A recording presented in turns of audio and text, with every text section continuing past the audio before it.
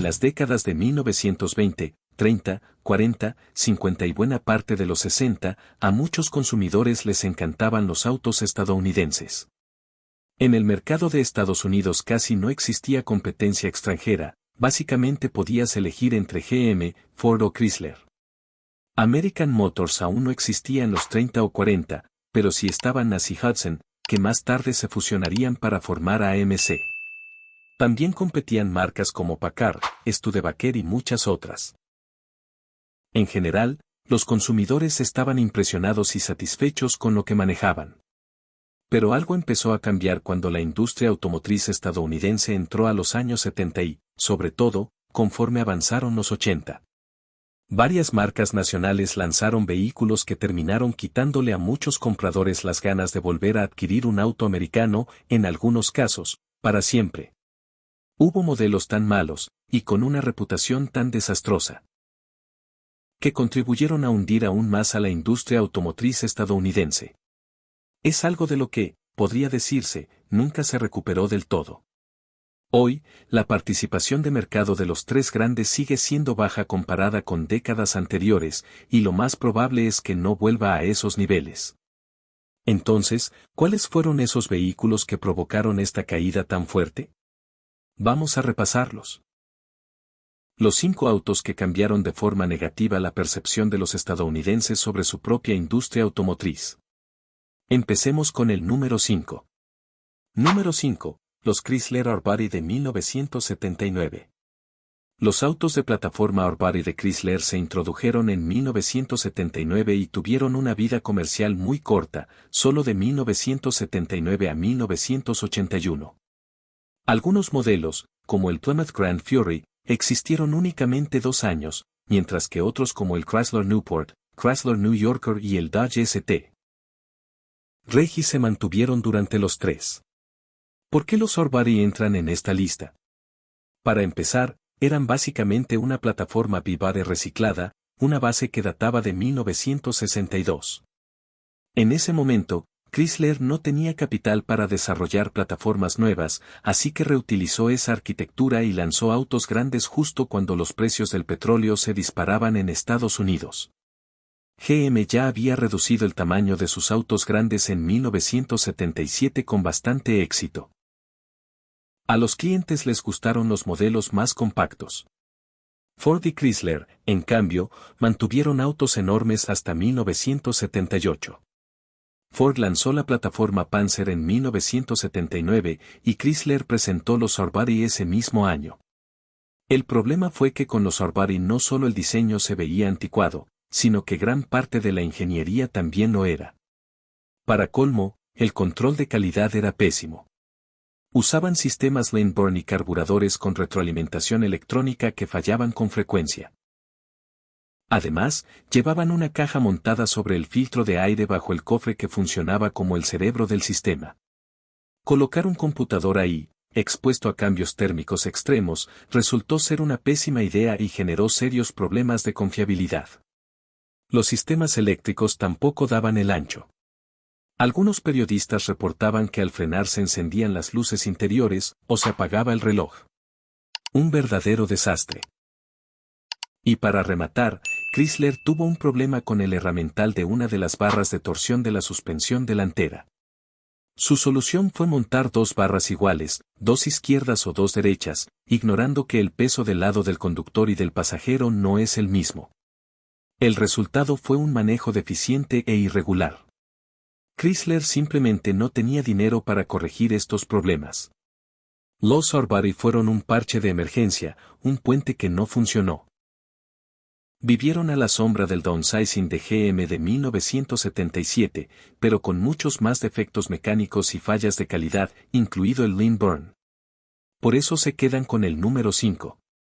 Ahora pasemos al número 4. Número 4, Ford Pinto y el Mercury Bobcat. Y no hay que olvidar al Mercury Bobcat. El Pinto se introdujo para el año modelo 1971 y se produjo hasta 1980. En general, era un compacto decente. No era un mal auto, ni de cerca. De hecho, era relativamente confiable y estaba razonablemente bien armado para lo que era, un vehículo económico. Uno de sus grandes problemas era el óxido, parecía que con solo respirar cerca del auto empezaba a oxidarse. Pero eso era común en muchos autos de la época, así que no era lo que lo hacía realmente especial. Lo que sí lo volvió legendario fue la publicidad negativa alrededor de Ford y un análisis de costo-beneficio que se hizo público. Ahí se reveló que Ford sabía que el Pinto podía incendiarse en un choque por alcance y que existía una solución, una pieza de $11 que reforzaría el auto ante ese tipo de impacto. Pero $11 por auto era caro. En ese memo, Ford comparó el costo de instalar la pieza en todos los Pintos contra el costo de pagar demandas por quemaduras graves o muertes. Calculó escenarios con decenas de víctimas y concluyó que pagar esas indemnizaciones costaría menos que aplicar la mejora.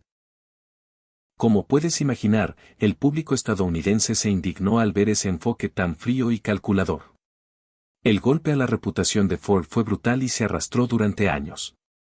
La razón por la que el Pinto solo llega al número 4 es que, pese al escándalo, el auto en sí no era tan malo, especialmente si lo comparas con otros compactos de la época como el Chevrolet Vega o el AMC Gremlin. Yo habría elegido el Gremlin, por cierto. Pero al final, el Pinto quedó marcado. Y esa reputación espantó a muchos compradores, no solo del Pinto, sino de los autos estadounidenses en general. Vamos con el número 3. Número 3. Chrysler Aspen y Plymouth Volare 1976. El Aspen y el Volare llegaron en 1976 para reemplazar al Plymouth Valiant y al Dodge Dart. La idea era buena, un compacto que pudiera ser normal o vestirse de lujo. En una época en la que muchos ya empezaban a preocuparse por el consumo de gasolina, el planteamiento tenía sentido. El problema es que el Aspen/Volare se convirtió en el auto más llamado a revisión hasta ese momento. Tenía una cantidad absurda de fallas.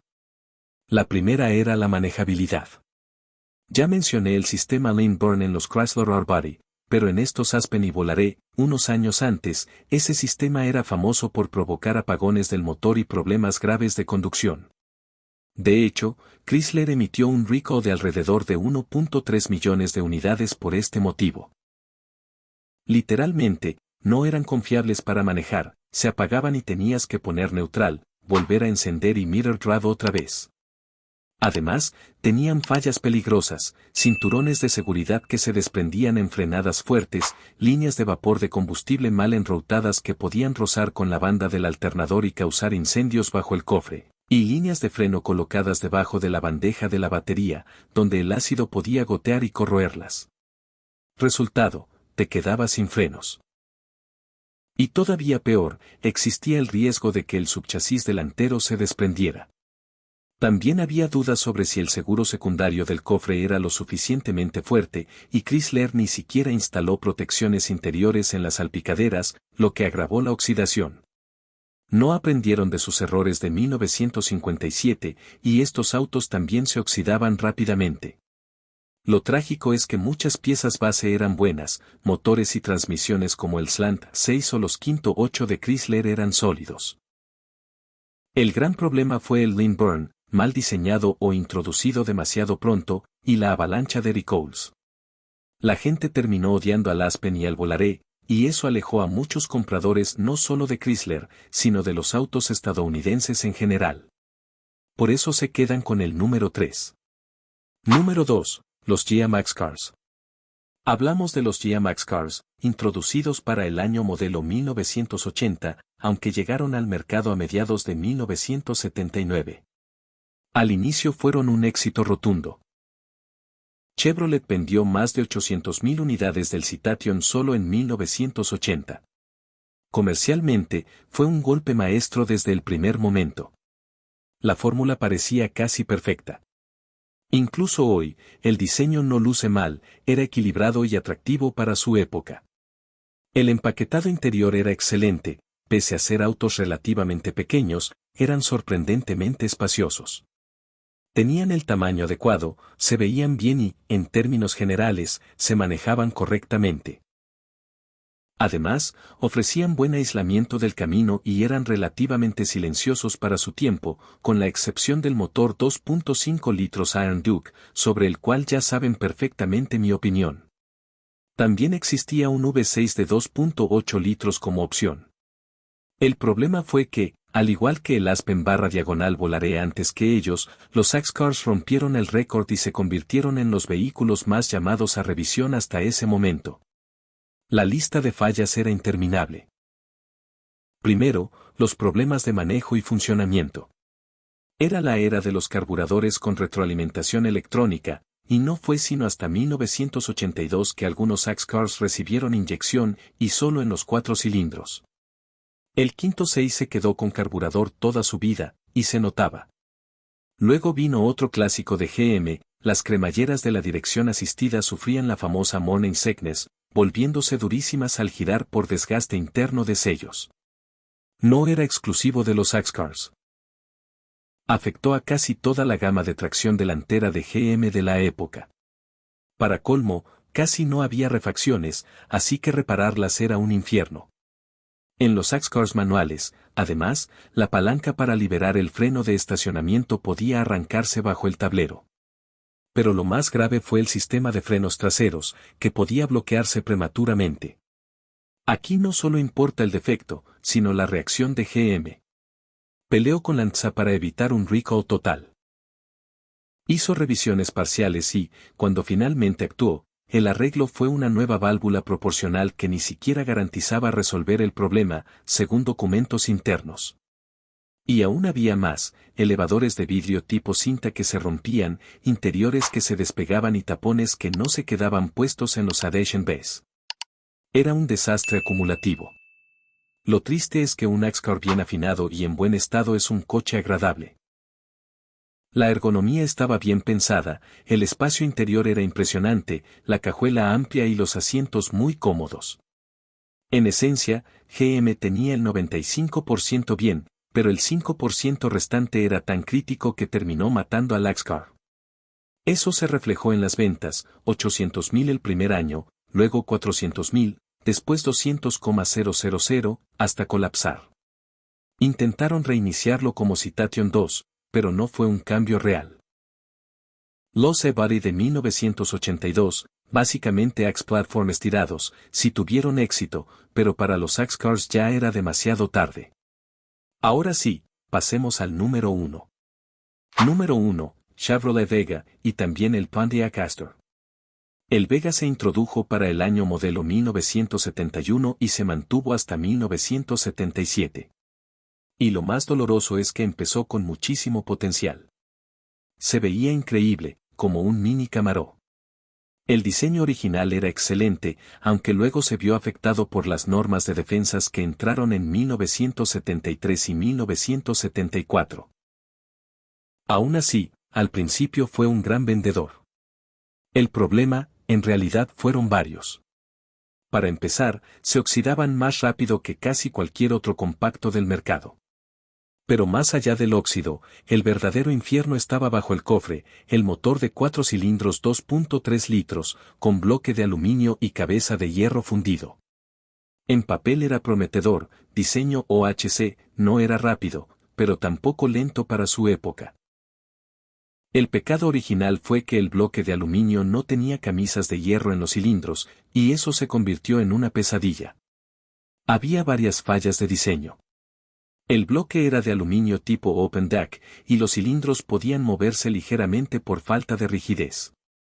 Eso generaba problemas de sellado del empaque de cabeza, agravados porque el bloque era de aluminio y la cabeza de hierro, materiales que se expanden distinto con la temperatura. Sin un empaque excelente, que aquí no existía. Los problemas eran inevitables. Además, sin camisas de hierro, si el motor se sobrecalentaba, los pistones rayaban permanentemente las paredes del cilindro. Resultado, el motor se convertía en un quemador de aceite para siempre. Y sí, el auto tenía tendencia a sobrecalentarse. Chevrolet lo equipó con un radiador ridículamente pequeño, de aproximadamente 30 por 30 centímetros. En pruebas, los motores se evaluaban con todos los fluidos al máximo, pero en la vida real muchos dueños no revisaban el cofre con frecuencia. Bastaba que bajara un poco el nivel de refrigerante para que el sistema perdiera capacidad de enfriamiento y el auto se calentara. Para colmo, en los primeros años ni siquiera traía depósito de recuperación. El refrigerante se expulsaba o se evaporaba, quedaba menos líquido y el problema se agravaba. Luego venían los daños internos, el consumo excesivo de aceite y fallas adicionales como sellos de vástagos defectuosos. El motor, en general, era un desastre. En los últimos años, Chevrolet intentó salvar la situación rebautizando el motor como Duravilu 2300, tras algunas mejoras. Pero, otra vez, ya era demasiado tarde. El Vega también tenía rarezas como el filtro de aire. Había que reemplazar toda la carcasa, no solo el elemento, a menos que usaras piezas aftermarket o hicieras modificaciones. GM repetiría esa idea en otros modelos, pero aquí empezó a llamar la atención negativamente. La combinación de óxido y motor poco confiable fue lo que lo condenó. Lo que parecía un compacto precioso terminó siendo una pesadilla para muchísima gente. Y todavía hubo más, un recall grave por riesgo de que el eje trasero se separara de la carrocería. El óxido, además, se vio acelerado por un problema en el proceso anticorrosivo de GM. Durante el baño de la carrocería se formaban bolsas de aire, dejando partes importantes sin protección, lo que empeoró aún más la corrosión. Por todo esto, el Vega se queda con el número 1, porque su motor, sobre todo, y el óxido fueron tan malos que le quitaron a los estadounidenses las ganas de comprar compactos durante muchos años. Algo de lo que la industria automotriz estadounidense nunca se recuperó del todo. Y con eso, se cierra la lista. ¿Tú qué opinas? Déjalo en comentarios, ¿lo ordené bien? ¿Me faltó alguno? Gracias por ver. No olvides suscribirte al canal. Todos los días subimos un nuevo video con la historia de los autos. Nos vemos en el siguiente video.